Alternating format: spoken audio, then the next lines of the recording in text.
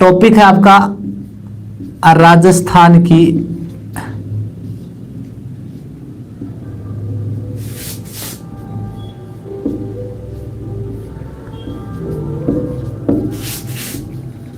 प्रमुख प्राचीन सभ्यताएं।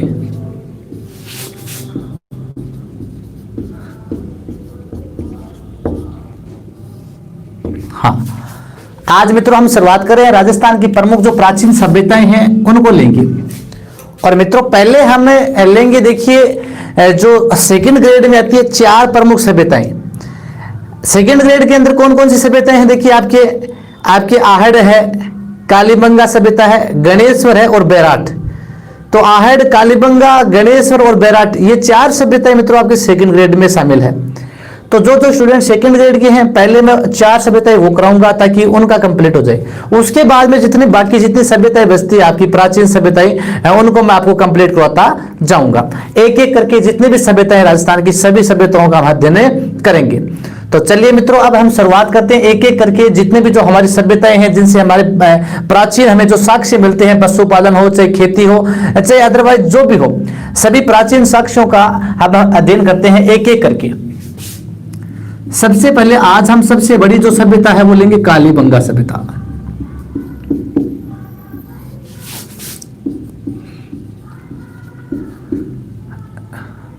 हाँ, कालीबंगा सभ्यता लेंगे मित्रों। और कालीबंगा सभ्यता है मित्रों, ये कहां पर है? ये वर्तमान में हनुमानगढ़ में है। और हनुमानगढ़ मित्रों पहले आपको पता है गंगानगर में था। 1994 में ये गंगानगर से ये पृथक हुआ था। तो वर्तमान में है कहां पर? हनुमानगढ़ में। यदि हनुमानगढ़ ऑप्शन में ना हो और गंगानगर हो तो आप गंगानगर भी कर सकते हैं। हनुमानगढ़ में है कालीबंगा सभ्यता। और मित्रों ये कौन सी नदी के किनारे है? वो नदी है सरस्वती नदी। कौन सी है?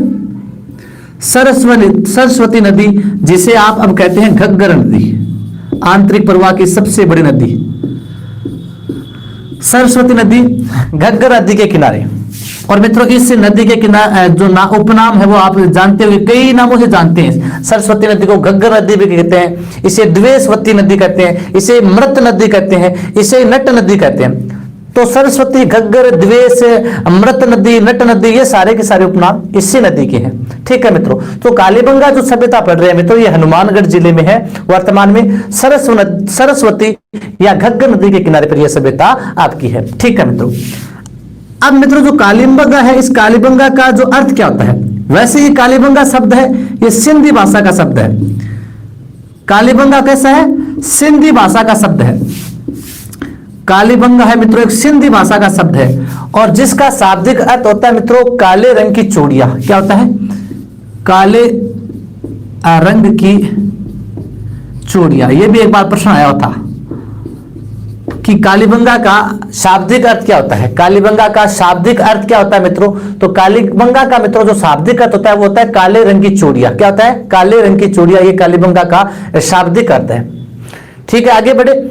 हाँ, अब देखिए मित्रों जो कालीबंगा है, इस कालीबंगा सभ्यता का जो समय है वो देखिए कार्बन पद्धति के आधार पर, कार्बन पद्धति के आधार पर इसका जो समय बताया गया है, कार्बन 14 एक पद्धति होती है, उसके आधार पर कालीबंगा सभ्यता का समय है ये मित्रों 2350 ईसा पूर्व से 1750 ईसा पूर्व माना गया है।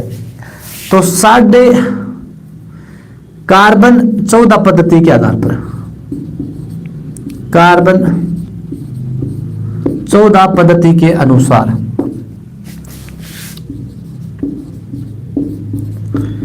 इसका समय है मित्रों 2350 ईसा पूर्व से 1750 ईसा पूर्व है। हाँ, जो कालीबंगा सभ्यता है मित्रों, इस कालीबंगा सभ्यता का जो जो समय माना गया है वो कार्बन 14 पद्धति के अनुसार 2350 ईसा पूर्व से 2350 ईसा पूर्व से 1750 ईसा पूर्व है, वो कालीबंगा सभ्यता का समय माना गया है। और मित्रों ध्यान रखना ये कालीबंगा सभ्यता है वो कैसी सभ्यता है? एक कांस्य युगीन सभ्यता है। कैसी है? कांस्य युगीन सभ्यता। कालीबंगा सभ्यता है मित्रों ये कांस्य युगीन सभ्यता है। हाँ, कांसा किससे बनता है? तो तांबा और टिन से कांसा बनता है मित्रों। और कांस्य युगीन सभ्यता कौन सी है मित्रों? ये कालीबंगा सभ्यता, ये आपकी कांस्य युगीन सभ्यता है। और ये ध्यान रखना आपको कि भारत में स्वतंत्रता के पश्चात सबसे पहले किसी पुरातात्विक स्थल का उत्खनन किया गया था, तो वो पुरातात्विक स्थल है कालीबंगा सभ्यता स्थल। तो भारत में स्वतंत्रता के पश्चात सबसे पहले मित्रों जिस पुरातात्विक स्थल का जो खनन किया गया था, उत्खनन किया गया था, वह कौन सा था? कालीबंगा सभ्यता स्थल। तो मित्रों स्वतंत्रता के पश्चात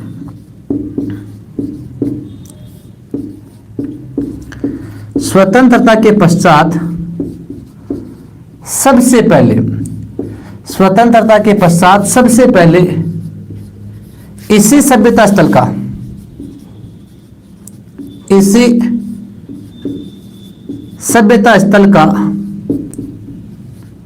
उत्खनन हुआ। स्वतंत्रता के पश्चात सबसे पहले किस सभ्यता स्थल का उत्खनन हुआ था? वह हुआ था कालीबंगा सभ्यता स्थल का। स्वतंत्रता के पश्चात सबसे पहले इसी का उत्खनन हुआ था, ये आपको ध्यान में रखना है, ठीक है मित्रों। अब देखिए मित्रों, बात की जाए इस कालीबंगा सभ्यता की सबसे पहले जो प्रमाणिक जानकारी है, ये सबसे पहले जानकारी किसने दी थी कि कालीबंगा जो सभ्यता है इसके बारे में जानकारी देने वाले सबसे पहले जो विद्वान थे वो थे एलपी टेसीटोरी। तो इस सभ्यता के बारे में सबसे पहले प्रमाणिक जानकारी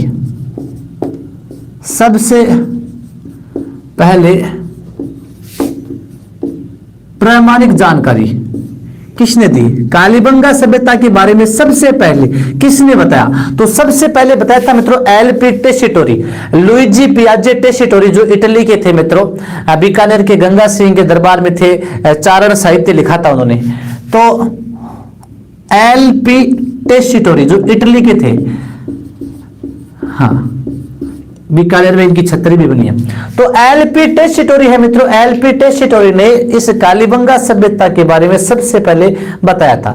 लेकिन इस कालीबंगा सभ्यता की मुख्य रूप से आपसे पूछ ले कि सर्वप्रथम खोज किसने की, अर्थात यहाँ पर जो उत्खनन हुआ था वो सबसे पहले है कालीबंगा सभ्यता में सबसे पहले खोज करने का श्रेय है, ये खोज करने का श्रेय दिया जाता है अमलानंद घोष को। और ये एग्जाम में प्रश्न आया भी हुआ है मित्रों कि कालीबंगा सभ्यता की खोज का श्रेय सबसे पहले खोज किसने की थी।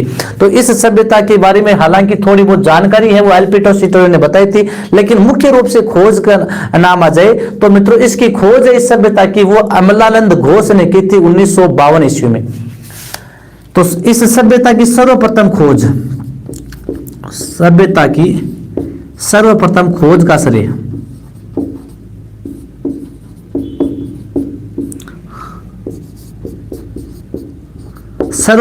का श्रेय दिया जाता है मित्रों अमलानंद घोष को, अमलानंद घोष।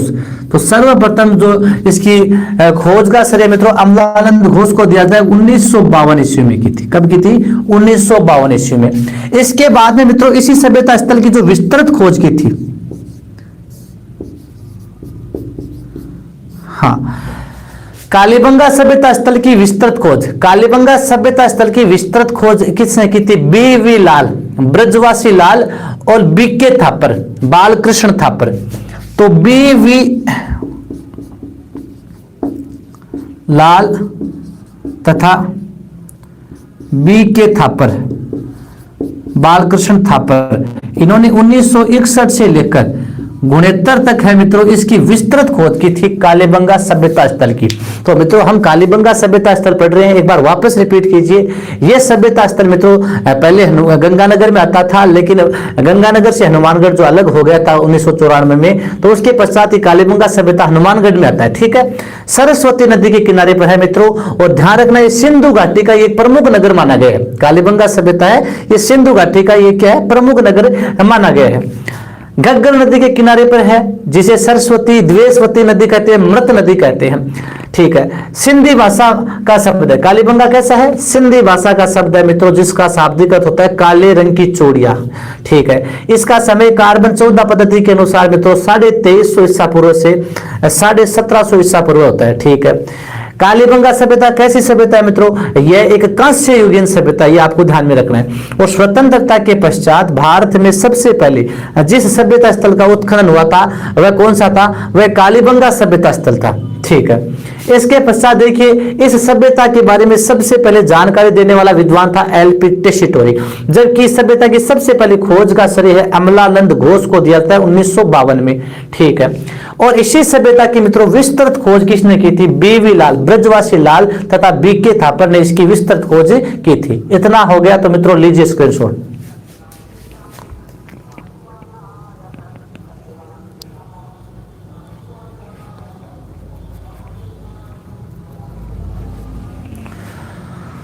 चलिए आगे, कमेंट्स के जवाब थोड़ी देर बाद में दे पाऊंगा मित्रों मैं आपके।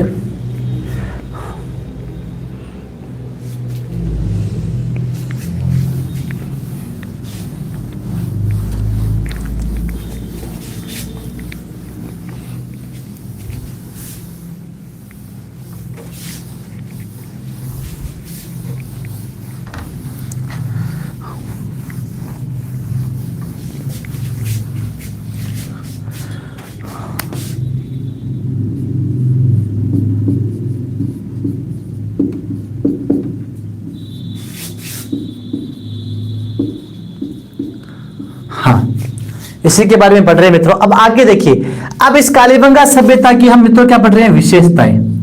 क्या क्या विशेषताएं हैं कालीबंगा सभ्यता के अंतर्गत, हमें क्या क्या देखने को मिलता है? तो सबसे पहले देखिए मित्रों, जो कालीबंगा सभ्यता है इसमें जो सड़कें हैं वो एक दूसरे को इस प्रकार समकोण पर काटती हैं। सड़कें हैं वो एक दूसरे को समकोण पर काटती हैं। तो सभी विशेषताएं ध्यान में रखनी मित्रों आपको। सड़कें हैं एक दूसरे को समकोण पर काटती है।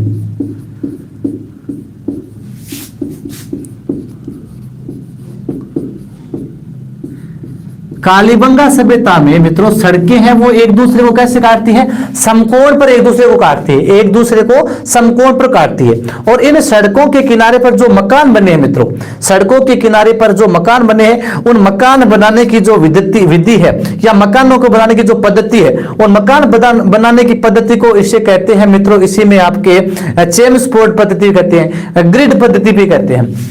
तो यहां पर सड़कों के किनारे जो मकान है मित्रों, वो मकान बनाने की पद्धति क्या कहलाती है? मकान बनाने की पद्धति।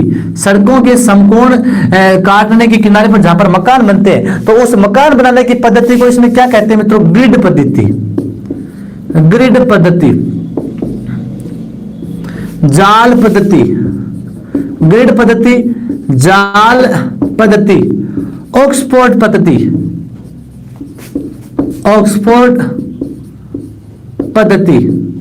तो ग्रिड पद्धति कहते हैं इसे मित्रों, इसे जाल पद्धति कहते हैं, इसे क्या कहते हैं मित्रों? ऑक्सफोर्ड पद्धति भी कहते हैं, और इसे मित्रों चेमस्फोर्ड पद्धति भी कहते हैं।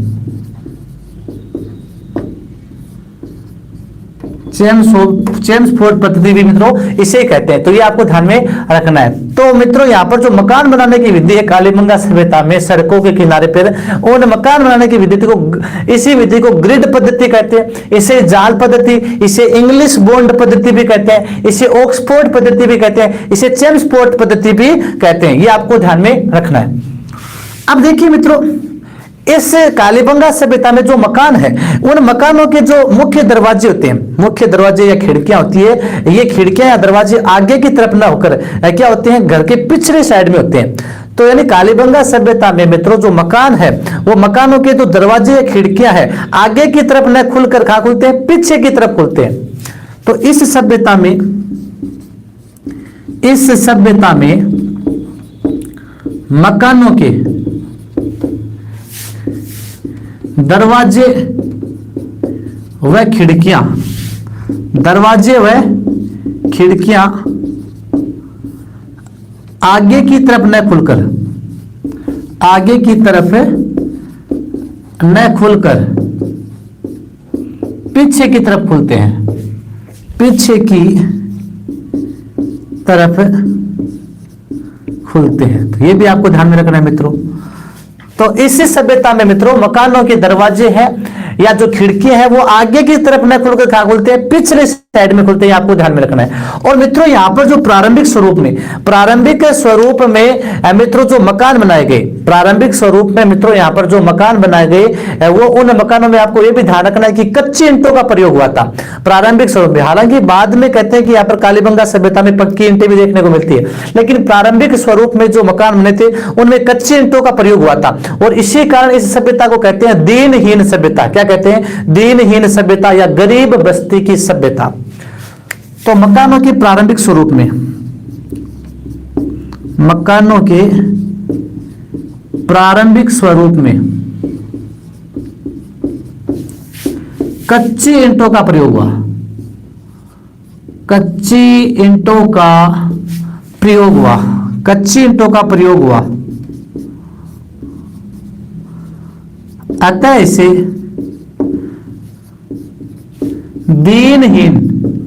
दीनहीन या गरीब बस्ती की सभ्यता कहते हैं।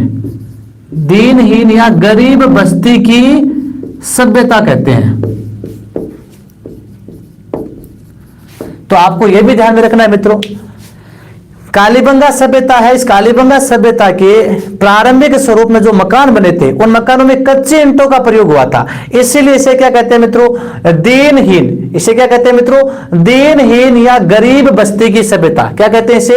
दीनहीन या गरीब बस्ती की सभ्यता किसे कहते हैं? कालीबंगा सभ्यता को कहते हैं। कालीबंगा सभ्यता को क्या कहते हैं? दीनहीन या गरीब बस्ती की सभ्यता कहते हैं। यह आपको ध्यान में रखना है। और जो नाली है, इस सभ्यता में जो नालियां हैं, यानी पानी के निकास के लिए जो नालियों की व्यवस्था की गई मित्रों, पानी के विकास के लिए जो नालियां बनी थी, उन नालियों में प्रारंभिक रूप में थोड़ी दूर तक कहते हैं कि जो नालियां है वो है मित्रों लकड़ी की नालियां देखने को मिलती है। लकड़ी की है, ऊपर लकड़ी का आवरण देखने को मिलता है नालियों की, बाद में पक्की नालियां भी देखने को मिलती है। तो नाली व्यवस्था निकास के लिए, पानी निकास के लिए, पानी निकास के लिए नाली की व्यवस्था आरंभिक रूप में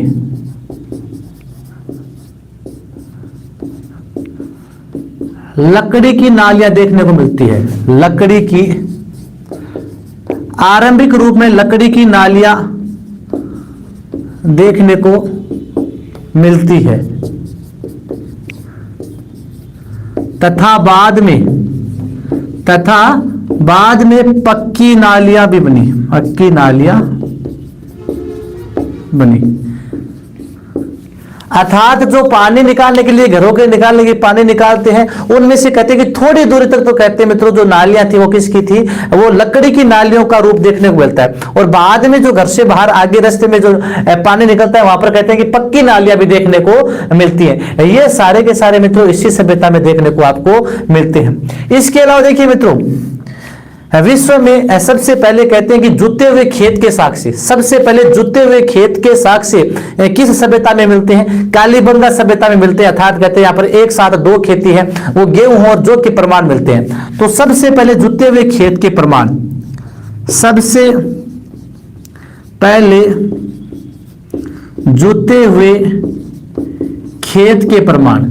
तो आपसे पूछ ले कि सबसे पहले जुते हुए खेत के प्रमाण, सबसे पहले जुते हुए खेत के प्रमाण, खेत को जोतने के परिमाण कहां पर मिलते हैं मित्रों? वो कालीबंगा सभ्यता में मिलते हैं। कहते हैं कि एक साथ यहाँ पर दो खेतियां हुई थी, वो दो खेतियां हैं, वो गेहूं और जौ की देखने को मिलती है।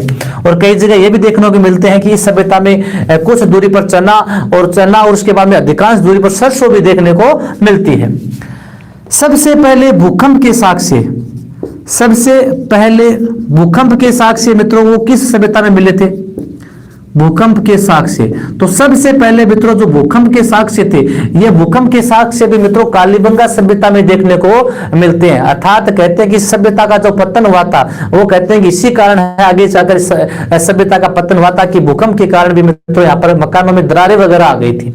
एक बार वापस देखिए मित्रों, जितना देखा है वापस कालीबंगा सभ्यता की आप विशेषताएं पढ़ रहे हैं। सड़कें एक दूसरे को समकोण पर काटती है, ये आपको ध्यान में रखना है। मकान बनाने की पद्धति यहाँ पर ग्रिड पद्धति है, जिसे जाल पद्धति कहते हैं, ऑक्सफोर्ड पद्धति कहते हैं, चेन स्पोर्ट पद्धति कहते हैं, इंग्लिश बॉन्ड पद्धति भी कहते हैं। इस सभ्यता में मकान के दरवाजे खिड़कियां आगे की तरफ है न खुलकर खाए, पीछे की साइड खुलते हैं, ये ध्यान में रखना है। मकानों के आरंभिक रूप में कच्चे ईंटों का प्रयोग हुआ था, अतः इसे दीनहीन सभ्यता कहते हैं। दीनहीन या गरीब बस्ती की सभ्यता, दीनहीन या गरीब बस्ती की सभ्यता भी कहते हैं। पानी निकास के लिए जो नालियां थी उनमें कहते हैं कि प्रारंभिक रूप में लकड़ी की नालियां देखने को मिलती है इसमें। और इसी सभ्यता में सबसे पहले, ये दोनों इंपोर्टेंट है मित्रों, ये एग्जाम में पूछे गए हैं कि जुते हुए खेत के सबसे पहले जो साक्ष्य मिले वो किस में मिले, वो कालीबंगा सभ्यता में। सबसे पहले भूकंप के साक्ष्य वो किस सभ्यता में मिले, वो कालीबंगा सभ्यता में। लीजिए मित्रों स्क्रीनशॉट।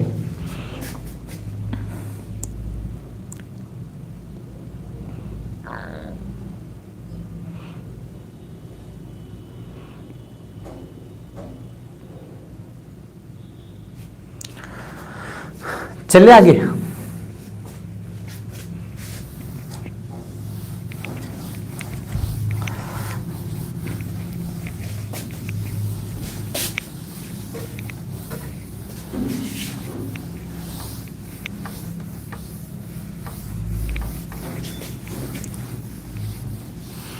अब देखिए मित्रों, इसके आगे देखिए, इसी कालीबंगा सभ्यता में मित्रों, इसी कालीबंगा सभ्यता में आगे बढ़ते हैं मित्रों। इस सभ्यता में मित्रों कहते हैं कि 7 अग्नि वेदिकाएं देखने को मिलती है। 7 अग्नि वेदिकाएं या अग्निकुंड है मित्रों, वो इसी सभ्यता में देखने को मिलते हैं। यानी 7 अग्नि वेदिकाएं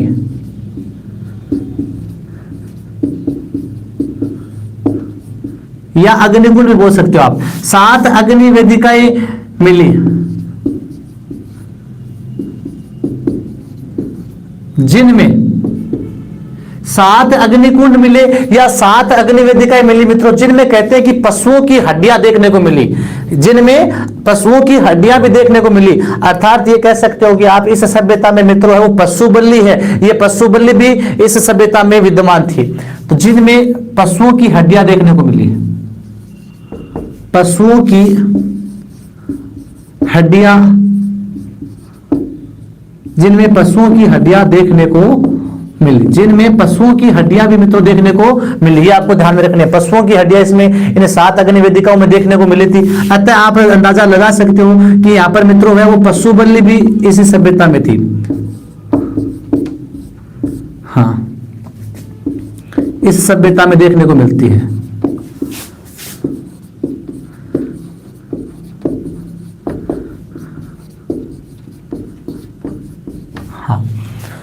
और मित्रों यहां पर इस सभ्यता में देखो नगरों के प्रमाण मिले, यानी जो घर है वो मकान है वो नगरों में बने हुए थे। अर्थात इस सभ्यता को आप कह सकते हैं नगरीय सभ्यता। एक सभ्यता है कि आपकी आहड़ सभ्यता, उस आहड़ सभ्यता है मित्रों, ये आहड़ सभ्यता ग्रामीण सभ्यता थी। जबकि आपको पूछ ले कालीबंगा सभ्यता कैसी थी, ये एक नगरीय सभ्यता थी, क्योंकि यहाँ पर प्राचीनतम नगरों के प्रमाण मिले हैं, प्राचीनतम नगरों के प्रमाण मिले हैं इस सभ्यता में मित्रों। प्राचीनतम नगरों के प्रमाण, प्राचीनतम नगरों के प्रमाण। तो देखिए मित्रों, आप आराम से नोट्स भी बना सकते हैं साथ साथ में, यदि कोई लिख रहा है तो आराम से नोट्स भी बना सकते हैं। तो नगरीय सभ्यता,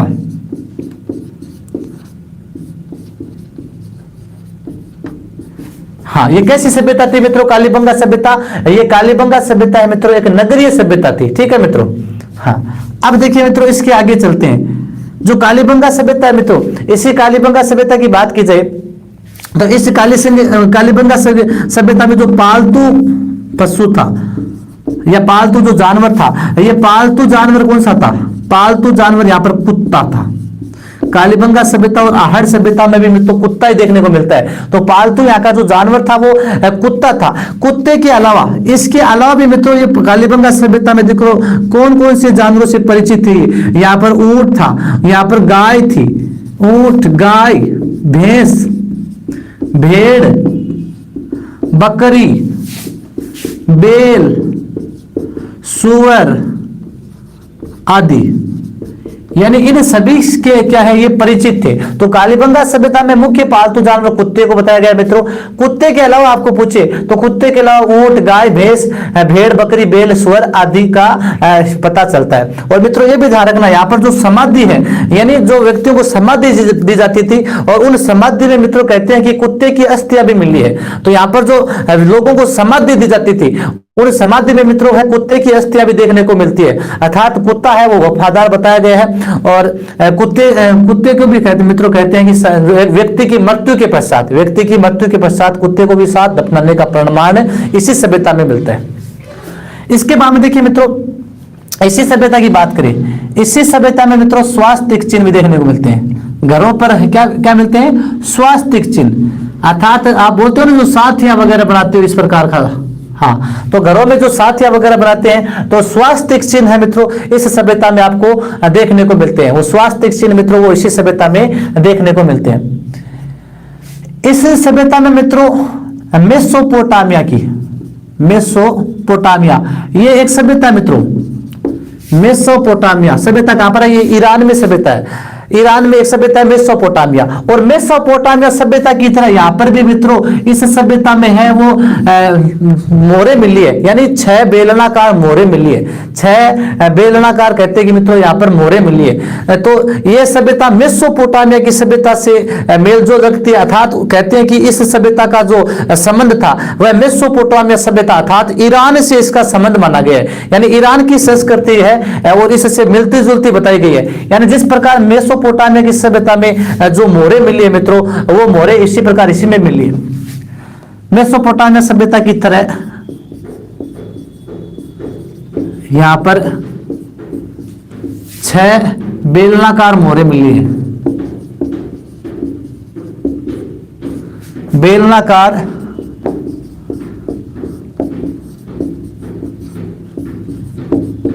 हाँ, बेलनाकार मोहरे मित्रों इस सभ्यता में मिली है। तो मेसोपोटामिया सभ्यता जो ईरान की सभ्यता है, और कहते हैं कि ईरान की सभ्यता से ये संस्कृति मेलजोल रखती है कालीबंगा सभ्यता की। तो इसीलिए मेसोपोटामिया सभ्यता की तरह यहाँ पर 6 बेलनाकार मोहरे इसी में मिली है। इसके अलावा एक बात और ध्यान रखनी मित्रों, यहाँ पर मित्रों है कहती है कि कपाल मिला है, एक व्यक्ति का कपाल मिला है और उस कपाल में कहते हैं कि 6 छेद थे। एक व्यक्ति का कपाल मिला है और उस कपाल में 6 छेद थे। इसका मतलब कहते हैं कि इस सभ्यता के लोग है वो शल्य चिकित्सा से भी है वो परिचित थे। इस सभ्यता के लोग हैं वो शल्य चिकित्सा से परिचित थे। यहाँ पर कपाल मिले मित्रों और व्यक्ति के कपाल या खोपड़ी में 6 छेद थे। अर्थात ये लोग है वो शल्य चिकित्सा से परिचित थे। या शल्य चिकित्सा के सबसे पहले प्राचीनतम प्रमाण है वो कालीबंगा सभ्यता में मिलते हैं। एक व्यक्ति के कपाल में 6 छेद मिले, अतः यहां के लोग शल्य चिकित्सा से भी परिचित थे। अतः यहाँ के लोग शल्य चिकित्सा से भी परिचित थे। या आपसे पूछ ले शल्य चिकित्सा का जो प्राचीनतम प्रमाण है, शल्य चिकित्सा का प्राचीनतम प्रमाण आपसे पूछ ले किस सभ्यता में मिलता है मित्रों, तो शल्य चिकित्सा का प्राचीनतम प्रमाण आपकी कालीबंगा सभ्यता में आपको देखने को मिलता है। मित्रों एक बार वापस देखिए इसी कालीबंगा सभ्यता की विशेषताएं। आगे बढ़ रहे हम। 7 अग्निवेदिकाएं मिली, अग्निकुंड मिली, जहां पर कहते हैं कि मित्रों वहां पर है पशुओं की हड्डियां देखने को मिली। इस प्रकार कहते हैं कि पशु बलि है इस सभ्यता में देखने को मिलती है। प्राचीनतम नगरों के प्रमाण इसमें देखने को मिलते हैं, अतः इसे नगरीय सभ्यता कहते हैं। पालतू जानवर कहते हैं कि यहाँ पर कुत्ते का प्रमाण मिला। इसके अलावा कुत्ते के अलावा भी कहते हैं ऊंट, गाय, भैंस, भेड़, बकरी, बैल, सुअर आदि से ये परिचित थे। स्वास्तिक चिन्ह घरों में है वो देखने को मिलते हैं। कालीबंगा सभ्यता है मित्रों मेसोपोटामिया की जो सभ्यता है ईरान में, उसकी तरह यहाँ पर 6 बेलनाकार मोहरे मिले थे मित्रों। ठीक है मित्रों, और एक व्यक्ति के कपाल में 6 छेद मिले, अतः यहाँ के लोग हैं मित्रों ये शल्य चिकित्सा से भी परिचित थे। लीजिए स्क्रीनशॉट।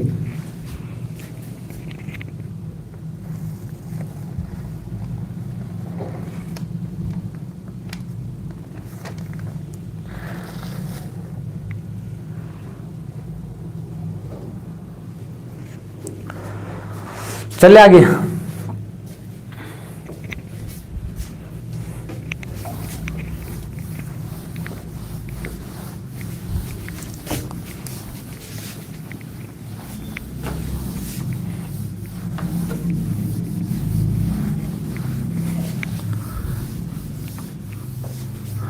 अब देखिए मित्रों, इसके आगे देखिए, इसी सभ्यता की बात की जाए मित्रों, तो इस कालीबंगा सभ्यता में एक सिक्के का उदाहरण भी मिलता है। कहते हैं कि उस सिक्के के एक तरफ तो एक स्त्री का चित्र मिलता है, एक देवी का चित्र मिलता है, और दूसरी तरफ व्याघ्र का चित्र मिलता है।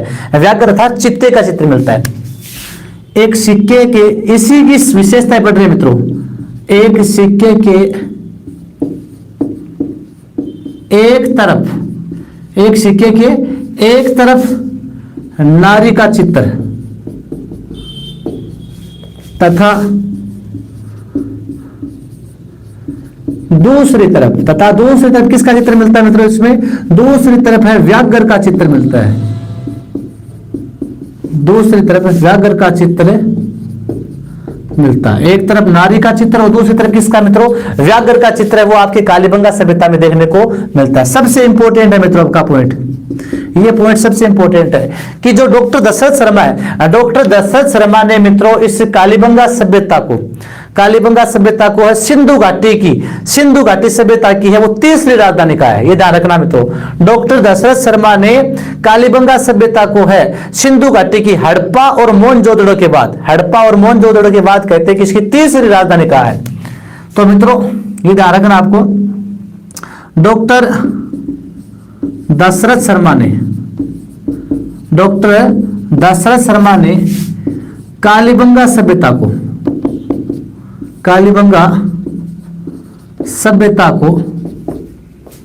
सिंधु घाटी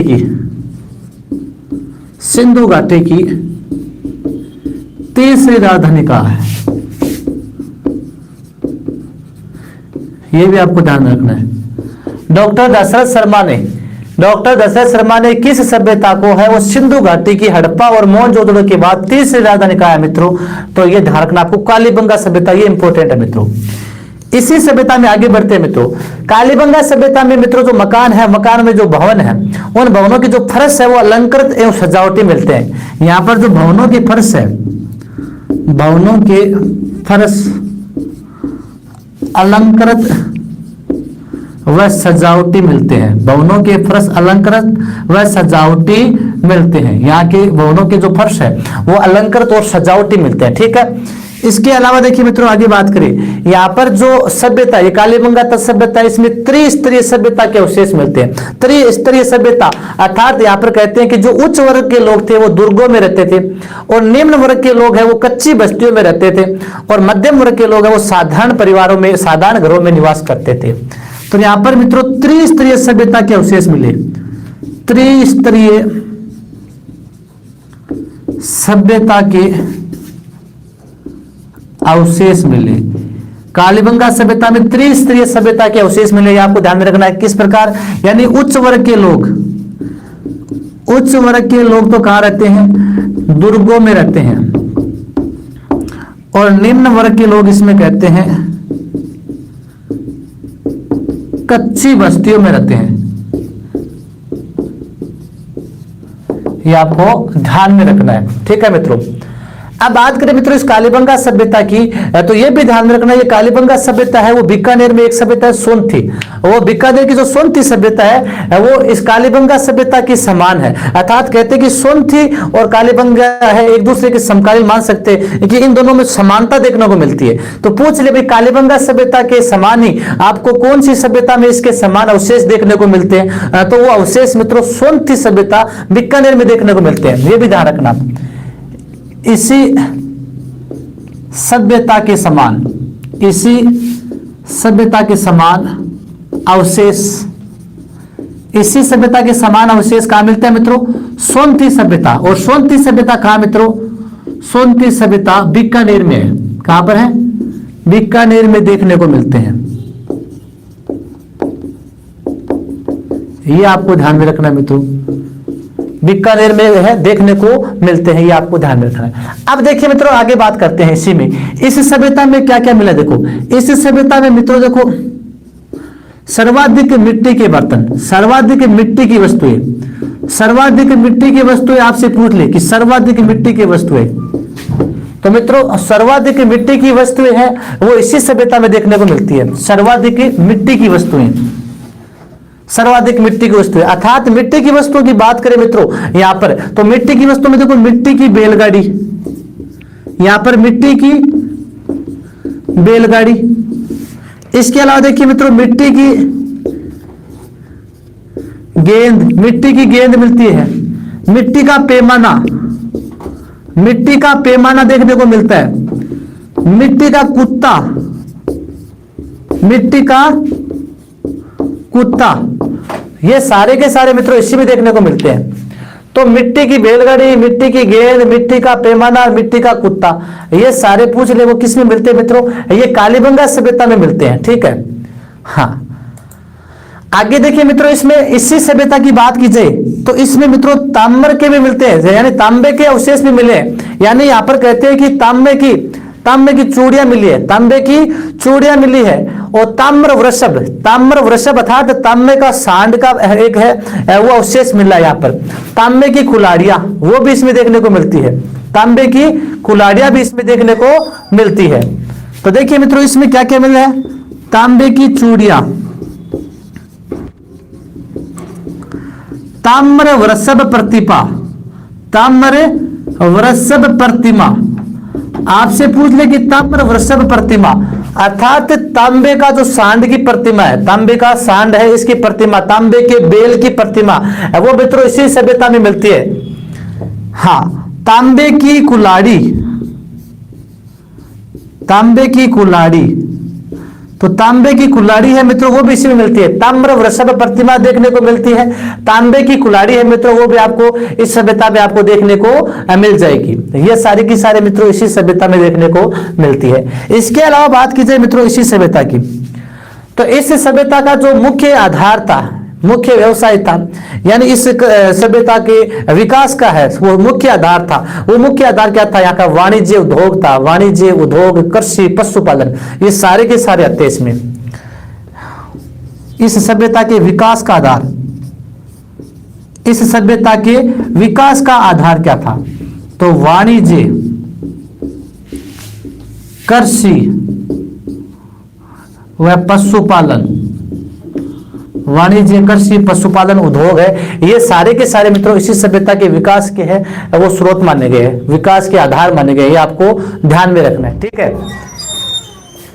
इसके बाद में देखिए मित्रों, इसी सभ्यता के बारे में आगे चर्चा करें हम, इसी सभ्यता को आगे बढ़ाएं कि सिंधु घाटी सभ्यता है, इसकी जो लिपि है, सिंधु घाटी सभ्यता की जो लिपि है वो दाएं से बाएं लिखी जाती थी, जिसे पढ़ना है थोड़ा मुश्किल होता था, ये आपको ध्यान में रखना है। और जो सिंधु घाटी सभ्यता है मित्रों, इसका पतन का कारण माना गया है। ये आपको ध्यान में रखना है कि सिंधु घाटी सभ्यता का जो पतन है, ये पतन कैसे हुआ? प्राकृतिक कारण माने गए हैं, प्राकृतिक कारण या महामारी, प्राकृतिक या महामारी कारण माना है किसने? एक विद्वान है KUR केनेडी। कौन है? KUR केनेडी के अनुसार मित्रों सिंधु घाटी जो कालीबंगा सभ्यता है, KUR केनेडी के अनुसार कालीबंगा सभ्यता है, इस कालीबंगा सभ्यता का जो पतन हुआ है, ये पतन किस कारण हुआ है? प्राकृतिक प्रकोप जैसे भूकंप है या कोई महामारी आ गई, उसके कारण है इस कालीबंगा सभ्यता का पतन हुआ है। किसके अनुसार? KUR Kennedy. जबकि मित्रों एक DP अग्रवाल, कौन है? DP अग्रवाल, हाँ DP अग्रवाल, और एक है रफीक मुगल इसी के साथ। DP अग्रवाल और रफीक मुगल, DP अग्रवाल और रफीक मुगल के अनुसार पूछे, DP अग्रवाल और रफीक मुगल के अनुसार पूछे इस सभ्यता का पतन कैसे हुआ? तो DP अग्रवाल और रफीक मुगल के अनुसार मित्रों जो कालीबंगा सभ्यता है इसका पतन हुआ था कि सरस्वती नदी सूख गई थी, कि सरस्वती नदी के सूखने के कारण, सरस्वती नदी में पानी है वो है, पानी की कमी हो गई थी, और जो सरस्वती नदी सूख गई थी, सूखने के कारण इस सभ्यता का क्या हुआ था? पतन हुआ था। किसके अनुसार? DP अग्रवाल और रफीक मुगल के अनुसार। तो ये ध्यान में रखना आपको, KUR केनेडी ने तो कहा है कि इस सभ्यता का पतन कैसे हुआ? प्राकृतिक कारणों से, महामारी के कारणों से। जबकि DP अग्रवाल और रफीक मुगल क्या कहते हैं कि इस सभ्यता का जो पतन हुआ है वो है पतन सरस्वती नदी के सूखने के कारण हुआ है। तो ये आपकी कालीबंगा सभ्यता मित्रों एक बार वापस देखें, यहां से एक सिक्के के एक तरफ नारी का चित्र मिलता है और दूसरी तरफ इसमें व्याघ्र का चित्र मिलता है। डॉक्टर दशरथ शर्मा ने कालीबंगा सभ्यता को सिंधु घाटी सभ्यता की तीसरी राजधानी कहा है। भवनों का जो फर्श है यहाँ पर वो अलंकृत और सजावटी मिलता है। त्रिस्तरीय सभ्यता के अवसर मिले, उच्च वर्ग के लोग दुर्गों में रहते हैं, निम्न वर्ग के लोग कच्ची बस्तियों में रहते हैं। यहाँ पर इसी सभ्यता के समान अवशेष सोनती सभ्यता बीकानेर मिलते हैं। यहाँ पर है मित्रों क्या मिलते हैं, यहाँ पर मित्रों मिट्टी के, हाँ मिट्टी की वस्तुएं सर्वाधिक मिट्टी के वस्तुएं मिलते हैं। मिट्टी की बैलगाड़ी, मिट्टी की गेंद, मिट्टी का पैमाना, मिट्टी का कुत्ता, ये सारे के सारे मित्रों इसी में देखने को मिलते हैं। इसके अलावा तांबे के भी यहाँ पर उपकरण मिलते हैं। तांबे की चूड़ियां, ताम्र वृषभ प्रतिमा, तांबे की कुल्हाड़ी, तांबे का चाकू देखने को मिलता है। तांबे का चाकू भी देखने को मिलता है। यहाँ पर इस सभ्यता का, कालीबंगा सभ्यता का विकास का जो आधार था वो वाणिज्य, कृषि और पशुपालन सम्मिलित रूप से माना गया। इस सभ्यता की लिपि है वो दाएं से बाईं ओर लिखी जाती थी, जो पढ़ने में है वो हार्ड भी थी, आपको ध्यान में रखना है। ठीक है मित्रों, KUR केनेडी के अनुसार इस सभ्यता का पतन हुआ प्राकृतिक कारणों से हुआ था, महामारी के कारणों से। DP अग्रवाल और रफीक मुगल कहते हैं कि सरस्वती नदी सूखने के कारण इस सभ्यता का क्या हुआ था, कालीबंगा सभ्यता का पतन हुआ था। तो मित्रों मैं एक बार आपके कमेंट्स देख लेता हूं, इतने अधिक क्लियर हो गया तो।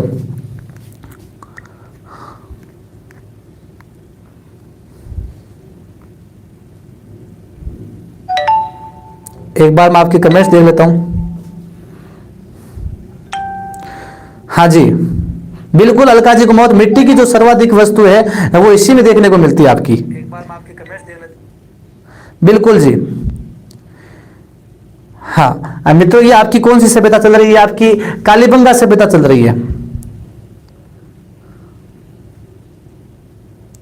हाँ जी बिल्कुल रोयल, अशोक जी रोयल, बिल्कुल सुमन जी। भूकंप का बता दिया ना सुमन जी मैंने, भूकंप के सबसे पहले जो साक्ष्य मिले हैं वो भूकंप के साक्ष्य इसमें मिले हैं।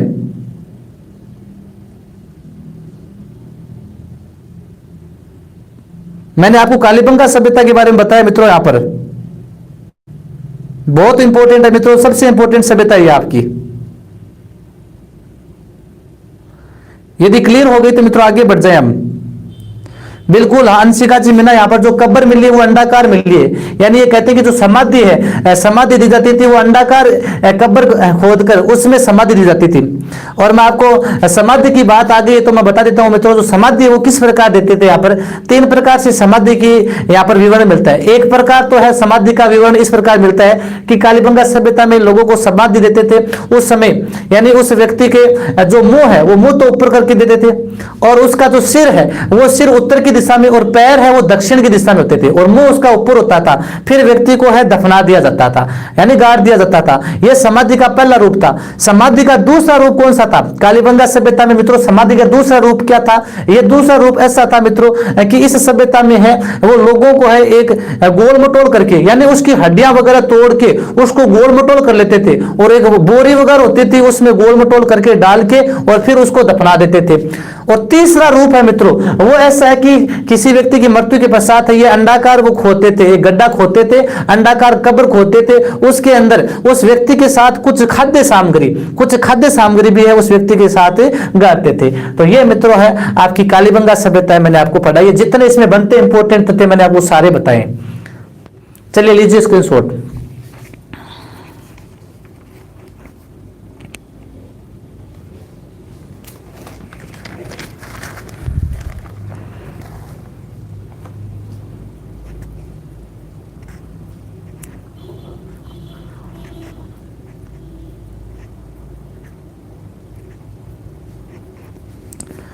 चलिए आगे मित्रों,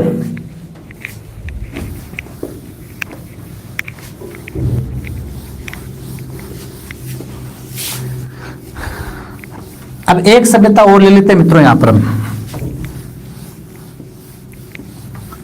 दूसरी सभ्यता लेते हैं मित्रों, यहां पर आहड़ सभ्यता। आज आपकी क्लास थोड़ी सी लंबी हो जाएगी।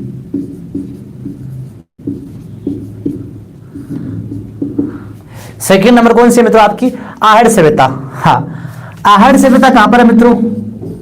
उदयपुर में। आहड़ सभ्यता कहां पर है मित्रों? उदयपुर में। 2 सभ्यताएं आपकी कंप्लीट हो जाएगी आज। आहड़ सभ्यता उदयपुर में मित्रों, कौन सी नदी के किनारे? बेड़च या आयर नदी के किनारे। आहड़ सभ्यता उदयपुर में मित्रों बेड़च या आयड़ नदी के किनारे, बेड़च या आयड़ नदी के किनारे कौन सी सभ्यता है मित्रों? ये आहड़ सभ्यता है। कौन सी है? आहड़ सभ्यता है। और मित्रों यही बनास नदी घाटी क्षेत्र में है, इसीलिए इसे बनास संस्कृति की सभ्यता भी कहते हैं। यानी इसे क्या कहते हैं? बनास सभ्यता, इसे बनास सभ्यता भी कहते हैं मित्रों। इसे बनास सभ्यता ये कहते हैं कि ये बनास नदी घाटी क्षेत्र में आती है, इसलिए इसे क्या कहते हैं मित्रों? आहड़ सभ्यता का दूसरा नाम क्या है मित्रों? बनास सभ्यता भी आप इसे कह सकते हैं। ठीक है मित्रों।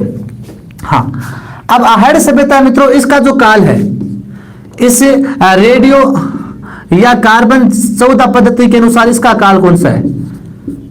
कार्बन 14 पद्धति के अनुसार इस आहड़ सभ्यता का जो काल है मित्रों, वो काल माना गया है आपका 2000 ईसा पूर्व से 1200 ईसा पूर्व है। 2000 ईसा पूर्व से 1200 ईसा पूर्व है। 2000 ईसा पूर्व से 1200 ईसा पूर्व है वो मित्रों कौन सी संस्कृति का काल है? आहड़ सभ्यता का काल है मित्रों। वो 2000 ईसा पूर्व से 1200 ईसा पूर्व तक इसका क्या माना गया है? काल माना गया है। अब मित्रों आहड़ के प्राचीन नाम क्या है? देखिए आहड़ के प्राचीन नाम, आहड़ के प्राचीन नाम, आहड़ के प्राचीन नाम क्या क्या मित्रों?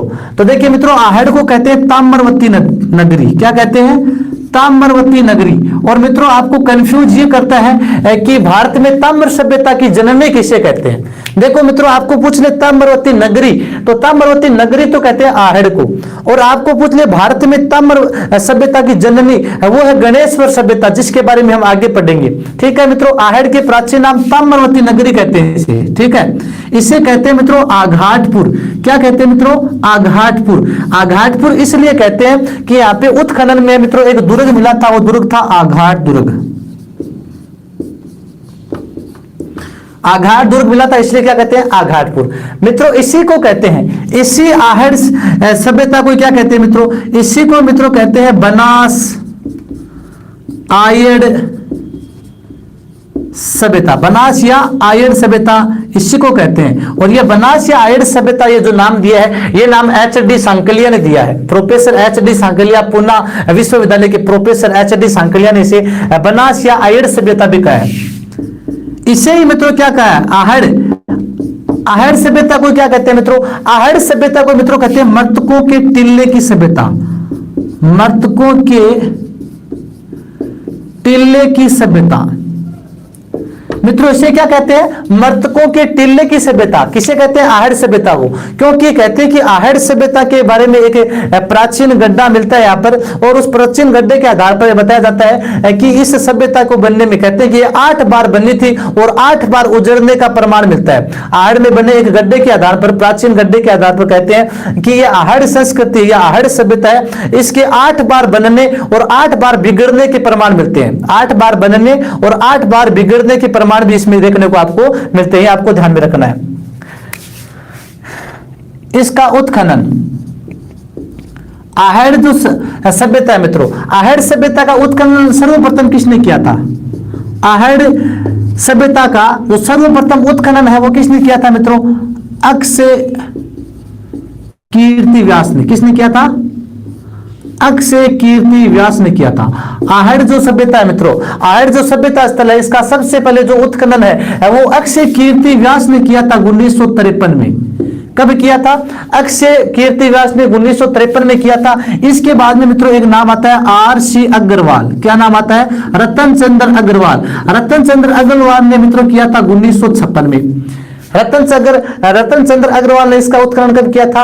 1956 में किया था। इसके बाद में एक नाम आता है पूना विश्वविद्यालय का था प्रोफेसर एच.डी. सांकलिया, और उसके साथ थे वी.एन. मिश्रा।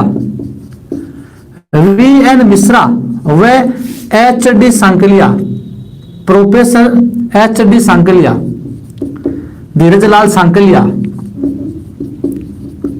तो प्रोफेसर एच डी सांकेलिया और वी एन मिश्रा, इन्होंने मित्रों जो अध्ययन किया था वो 1961-62 में यहाँ पर उत्खनन का कार्य किया था। तो मित्रों आहड़ में जो उत्खनन का कार्य का जो श्रेय दिया जाता है वो 3 को ध्यान रखना आपको। सबसे पहले पूछ ले कि आहड़ में सबसे पहले उत्खनन का कार्य किसके निर्देशन में हुआ था, तो अक्षय कीर्ति व्यास ने है सबसे पहले यहाँ पर उत्खनन करवाया था 1953 में। इसके बाद में मित्रों अक्षय कीर्ति व्यास के बाद में आर सी अग्रवाल आए थे 1956 में। फिर प्रोफेसर वी एन मिश्रा और एच डी सांकेलिया जो पूना विश्वविद्यालय के प्रोफेसर थे, भारत सरकार ने भेजा था 1961-62 में। क्लियर हो गया मित्रों। अब देखिए मित्रों आहड़ सभ्यता, इसके 3 स्तर देखने को मिलते हैं। इस सभ्यता के कितने स्तर है मित्रों, इस सभ्यता के 3 स्तर देखने को मिलते हैं। मित्रों उम्मीद करता हूं आज वाली क्लास आपको पसंद आ रही होगी, क्योंकि देखिए मैं आपके कमेंट्स के रिप्लाई नहीं कर पा रहा हूं आज, थोड़ी सी टेक्निकल इश्यू था उसकी वजह से। हाँ, बाद में आपके कमेंट्स के एक साथ मैं रिप्लाई दूंगा। सभ्यता के कितने स्तर है मित्रों आहड़ सभ्यता के, आहड़ सभ्यता के 3 स्तर है। कितने स्तर है, 3 स्तर। देखो प्रथम स्तर, प्रथम स्तर की बात की जाए, प्रथम स्तर में यहां पर मित्रों आपको पत्थर के औजार मिलेंगे, पत्थर के उपकरण मिलेंगे, पत्थर के औजार। और मित्रों इतना विश्वास आप रख सकते हैं कि यदि आप आज वाली क्लास देख रहे हो तो आपके कालीबंगा और आहड़ सभ्यता से कैसा भी क्वेश्चन आ जाए आपकी गलत नहीं होगा, एकदम आपको पूरा 1 बाय 1 करके एकदम क्लियरली समझाया जाएगा। तो प्रथम स्तर है पत्थर के औजार व उपकरण। इस सभ्यता में मित्रों पत्थर के औजार और क्या मिलते हैं मित्रों, उपकरण मिलते हैं प्रथम स्तर में। आहड़ सभ्यता के प्रथम स्तर में यहाँ पर क्या मिलता है आपको, पत्थर के औजार और क्या मिलते हैं मित्रों, उपकरण। इसी सभ्यता का मित्रों द्वितीय स्तर, इसी सभ्यता का कौन सा स्तर है, द्वितीय स्तर। और उस द्वितीय स्तर में क्या मिलते हैं आपको, लोहा, तांबा व कांस्य के उपकरण।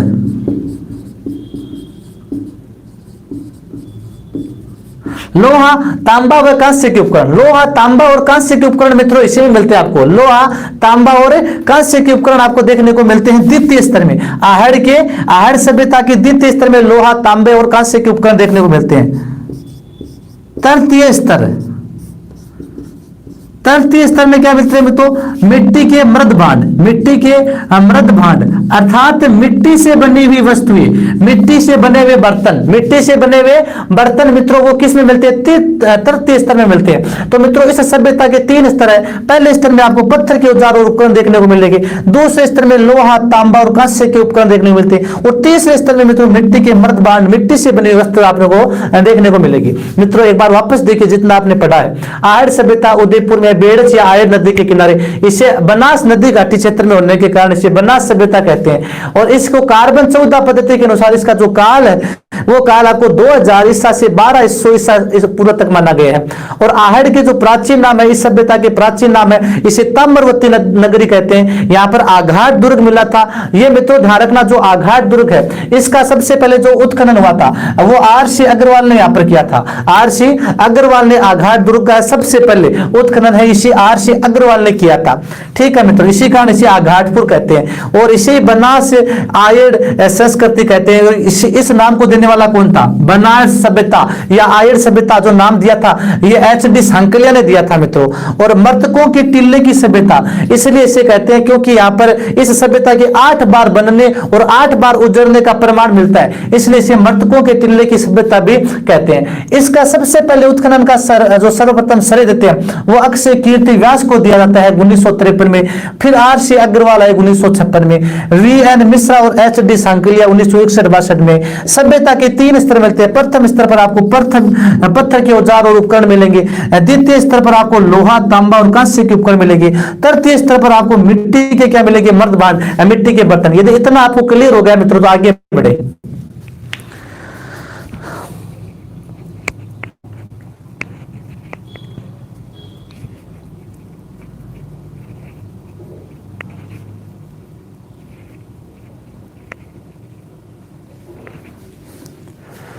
चलिए आगे।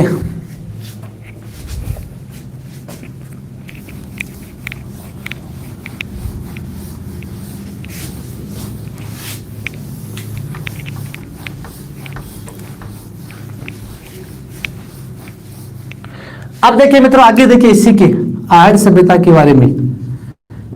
आहड़ सभ्यता की विशेषताएं, आहड़ सभ्यता की विशेषताएं। आपके कमेंट्स की आज रिप्लाई नहीं कर पा रहा हूं, खेद है मुझे, लेकिन उम्मीद करता हूं क्लास समझ आ रही होगी आपको।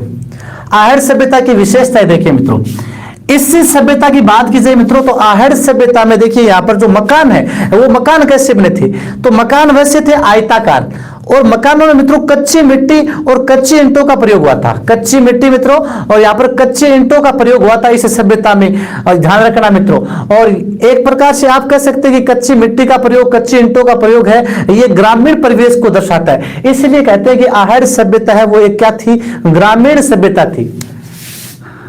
मकानों के निर्माण में कच्ची ईंट व कच्ची मिट्टी का प्रयोग हुआ, कच्ची मिट्टी का प्रयोग हुआ, जो दर्शाता है कि यह एक ग्रामीण सभ्यता थी, यह एक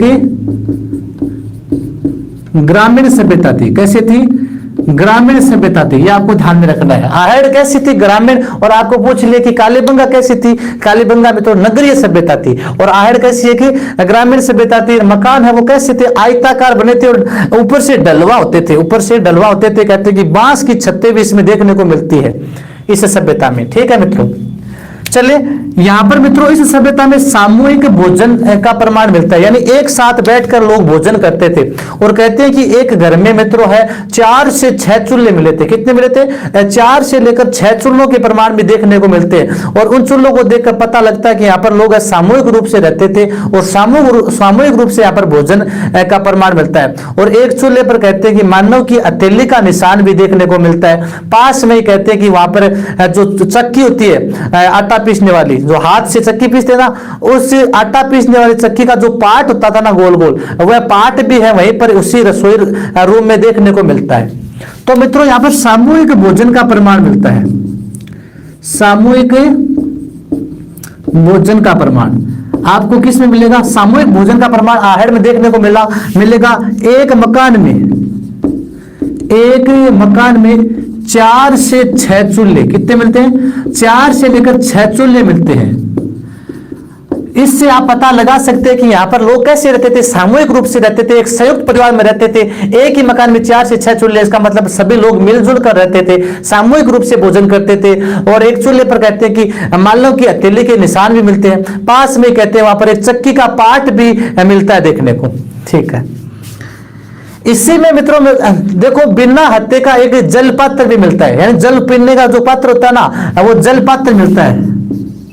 बिना हत्थे का जल पात्र, पानी पीने वाला जो जल पात्र है, ये जल पात्र मिलता है बिना हत्थे का। और मित्रों ऐसा बिना हत्थे का जो जल पात्र मिलता है वो ईरान और बलूचिस्तान में मिलता है। कहां मिलता है ये, ईरान व बलूचिस्तान में। तो मित्रों ध्यान रखना, ऐसा का ऐसा ही जो जलपात्र है, बिना हत्थे का जो जलपात्र है, ये कैसा था, यूनानी जलपात्र था। कैसा था, यूनानी जलपात्र था, जो ईरान और बलूचिस्तान में मिलता है। अर्थात आप कह सकते हैं कि जो आहड़ संस्कृति है वो ईरान और बलूचिस्तान के समकालीन थी, अर्थात ईरान और बलूचिस्तान की संस्कृति से ये मिलती जुलती थी। इसीलिए कहते हैं ईरान और बलूचिस्तान के साथ इसके क्या थे, संबंध थे। इसलिए यहाँ पर जो बिना हत्थे का जो यूनानी जलपात्र मिला है, वो ऐसा का ऐसा यूनानी जलपात्र कहाँ मिलता है, ये बिना हत्थे का जलपात्र है वो ईरान और बलूचिस्तान में मिलता है। ठीक है, अनाज रखने के मृद भांड, मिट्टी के बने हुए जो अनाज रखने के मृद भांड होते थे, मिट्टी के जो बड़े बड़े आकार के बर्तन होते थे, उन्हें क्या कहते हैं इसमें, तो आहड़ सभ्यता में उन्हें कहते हैं गोरे व कोठे। क्या कहते हैं, गोरे व कोठे। मित्रों इस आहड़ सभ्यता में अनाज रखने के बड़े बड़े जो मर्द भांड होते, उन बड़े बड़े मर्द भांडों को क्या कहते हैं, गोरे व कोठे कहते हैं। क्या कहते हैं मित्रों, गोरे व कोठे कहते हैं। ये आपको ध्यान में रखना है। इसी सभ्यता में मित्रों तांबे से बनी हुई 6 यूनानी मुद्राएं मिलती है। कितनी, 6 यूनानी मुद्राएं मित्रों इसी सभ्यता में मिलती है। तांबे से बनी है 6 यूनानी मुद्राएं मिलती है, ये आपको ध्यान में रखना है। और एक यूनानी मुद्रा के है उस पर मिलता है मित्रों एक त्रिशूल का चिन्ह मिलता है, और दूसरी तरफ उस मुद्रा के कहते हैं कि अपोलो का चिन्ह मिलता है। और अपोलो मित्रों यूनानी देवता था। तो ये 6 यूनानी मुद्राएं मिलती है इसमें, 6 यूनानी मुद्राएं। कितनी? 6 यूनानी मुद्राएं मिलती है मित्रों। और एक यूनानी मुद्रा के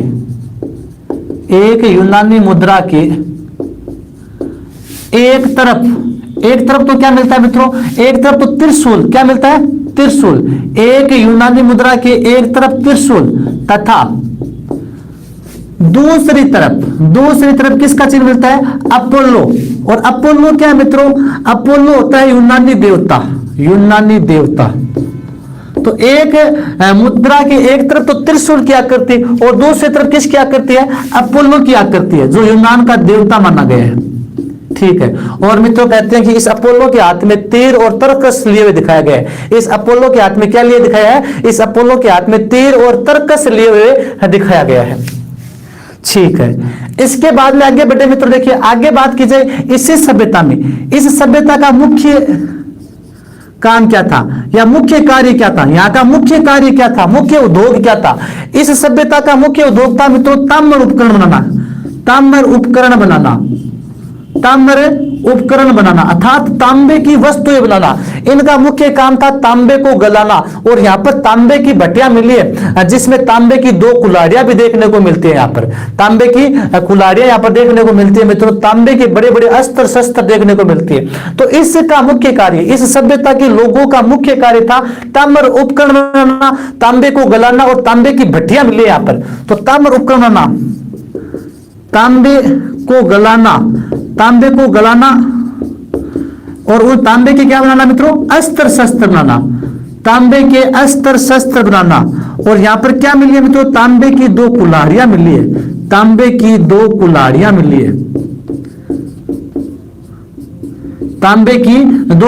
मित्रों इसी सभ्यता में आपको देखने को मिलती है। ठीक है मित्रों। तो अच्छा क्वेश्चन है मित्रों, किस सभ्यता के लोगों का प्रमुख कार्य है वो तांबे के उपकरण बनाना, तांबे को गलाना और तांबे को अस्त्र शस्त्र बनाना? ये मुख्य कार्य किस सभ्यता के लोगों का था मित्रों? ये सभ्यता थी आर्य सभ्यता। चलिए आगे।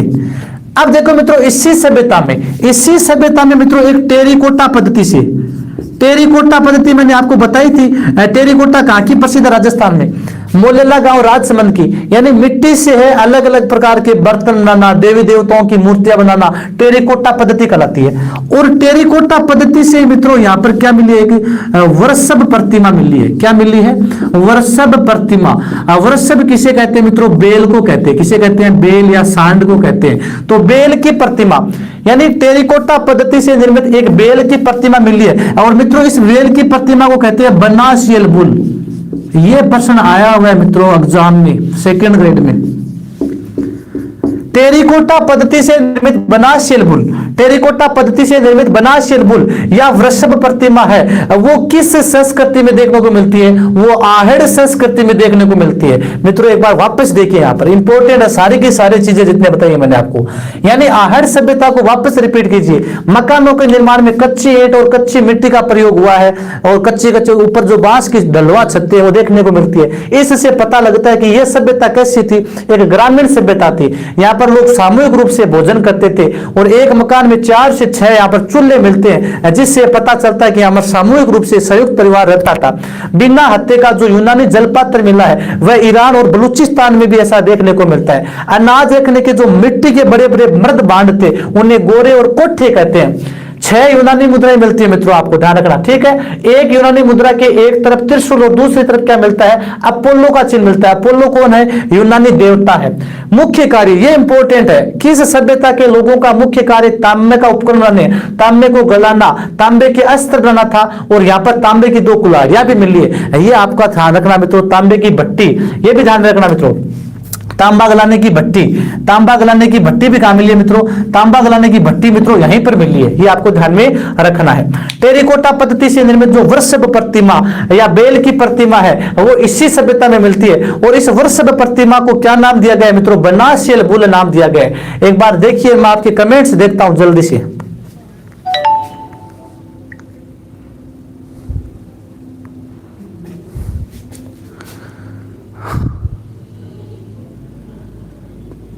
हाँ जी,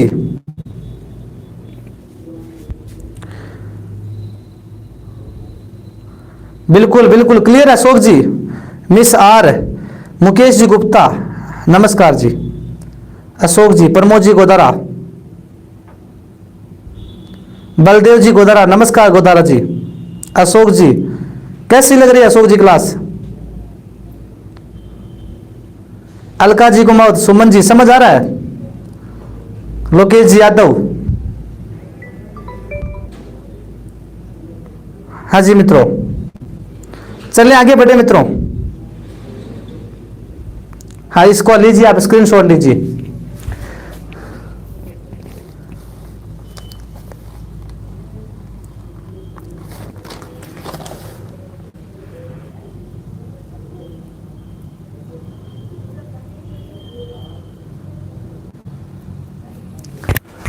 चलिए आगे मित्रों।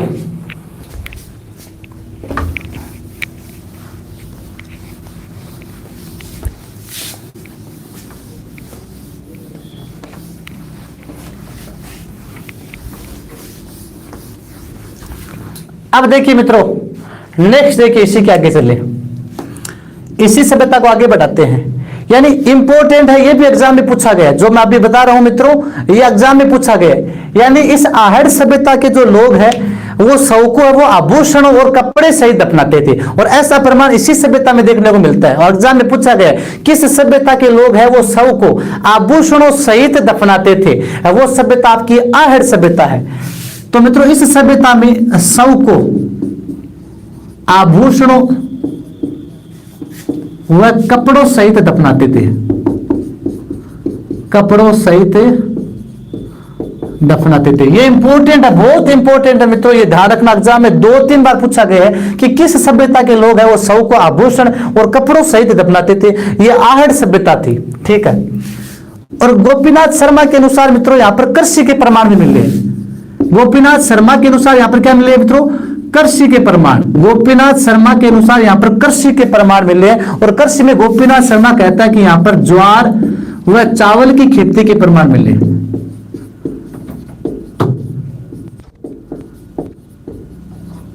गोपीनाथ शर्मा के अनुसार यहां पर ज्वार और चावल की खेती के प्रमाण मिले, ये आपको ध्यान में रखना है, ठीक है मित्रों। और यहां का जो मुख्य व्यवसाय था, मुख्य व्यवसाय इसका, तो मुख्य व्यवसाय था मित्रों पशुपालन।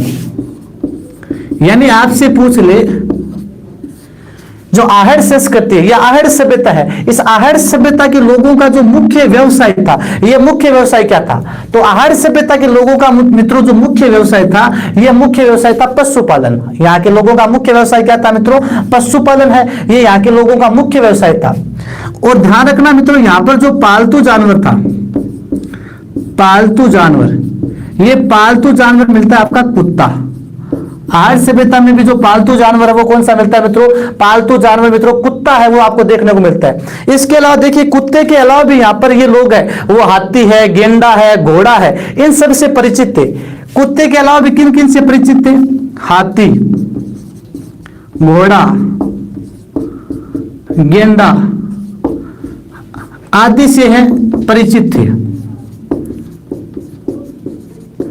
ये आपको ध्यान में रखना है। तो आहड़ सभ्यता के लोग हैं मित्रों पालतू जानवर के रूप में कुत्ता रखते थे, हाथी, गेंडा, घोड़ा आदि से मित्रों ये थे, ये सभी है परिचित थे, ठीक है मित्रों।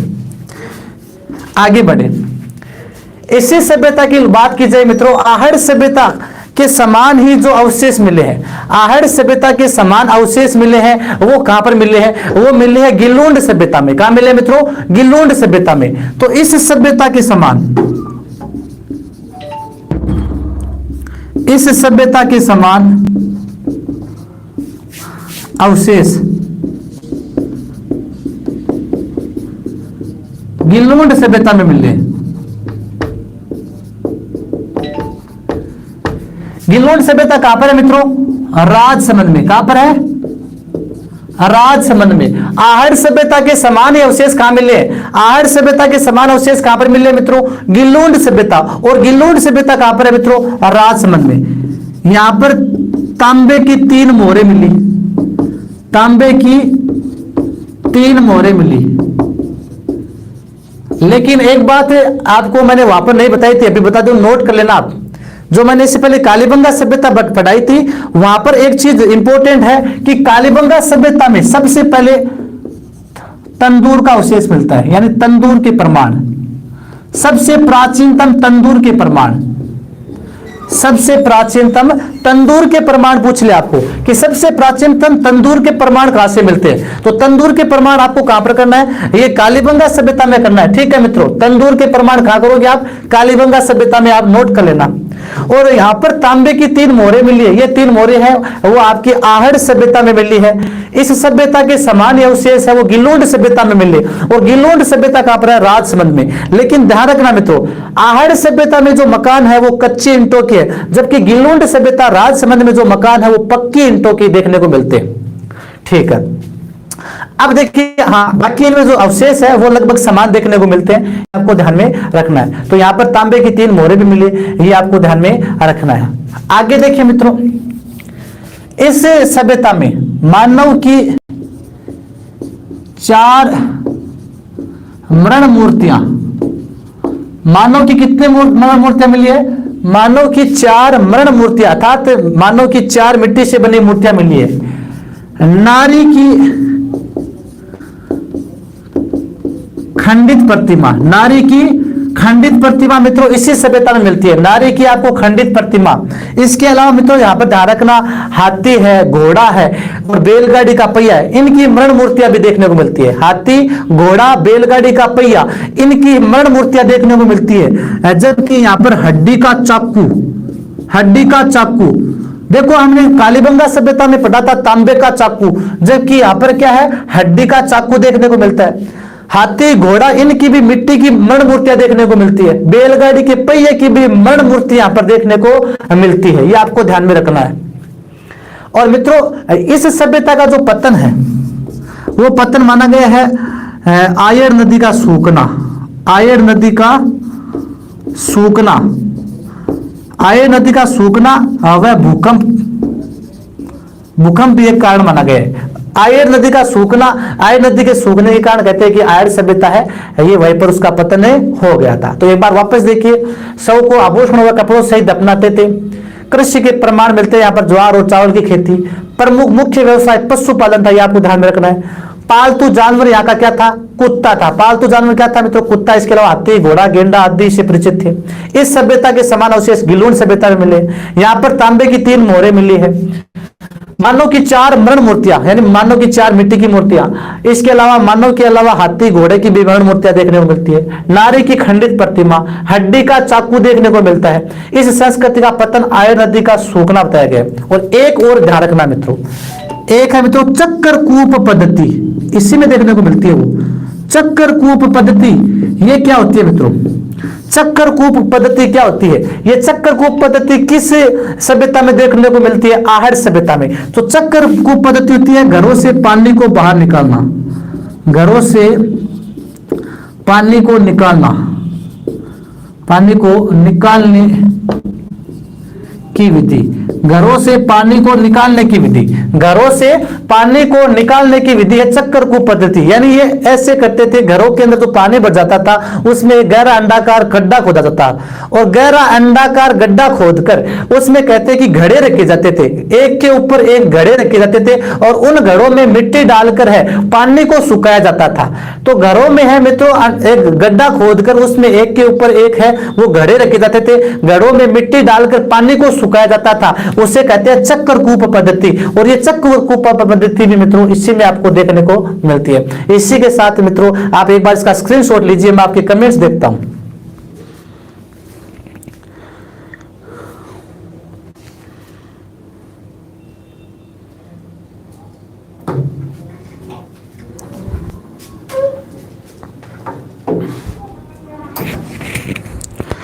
MR कलवा जी समझ आया?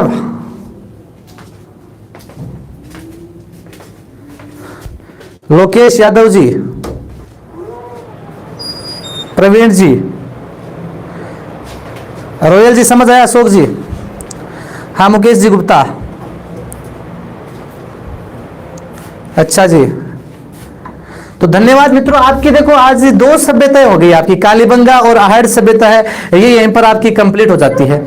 और कल हम मित्रों इसके आगे देखिए दो सभ्यताएं, एक आपकी बैराट सभ्यता आती है और एक आती है आपकी गणेश्वर सभ्यताएं।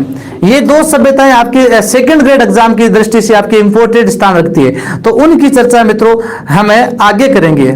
ठीक है, तो नमस्कार सुमन जी, कैलाश जी, सभी का स्वागत है। रवि जी, सुमन जी, अशोक जी, अलका जी, कुमावते, अशोक जी, हाँ अभी देखिए टाइम हो गया आपका। कल हम मित्रों इसके आगे बढ़ेंगे, यानी सभ्यता वाली क्लास आपको कंप्लीट लेनी है मित्रों, ध्यान रखना। और सभ्यता से मित्रों क्वेश्चन आते हैं। पिछली आपको यदि किसी ने आपने एग्जाम दिए तो पिछली एग्जाम लगी थी, एक सेकंड ग्रेड में संस्कृत विभाग की एग्जाम लगी थी, और मित्रों उस संस्कृत विभाग की एग्जाम में इन सभ्यता वाले टॉपिक से मित्रों 3% आए थे। इससे एक सभ्यता वाले टॉपिक से 3%, एक टॉपिक से 3% आए थे। और एक बार जेल प्रेरी की एग्जाम में भी मित्रों इस टॉपिक से 6 क्वेश्चन आ गए थे। तो सभ्यता वाला टॉपिक है मित्रों, ये आपको है ध्यान रखना, क्लियर करना है। दो सभ्यताएं मैंने आपको पढ़ाई, आज दोनों आपके क्लियर हो जाने चाहिए। एक बार आप घर जाकर इसको देख लेना। ठीक है, विक्रम जी, अंशिका जी, मीना, स्टार बॉय, कुमार, लक्ष्य, मीना, परमा जी, शर्मा, क्लियर हो गई। विक्रम जी, लक्ष्य जी, सुमन जी, अशोक जी, हाँ बलदेव जी। तो ठीक है मित्रों, धन्यवाद मित्रों। अब हमें मिलते हैं कल वाली क्लास में। कल 12 बजे आपका मारवाड़ का इतिहास पढ़ेंगे, उसके बाद में सभ्यता को हमें आगे बढ़ाएंगे। ठीक है मित्रों, चलिए धन्यवाद।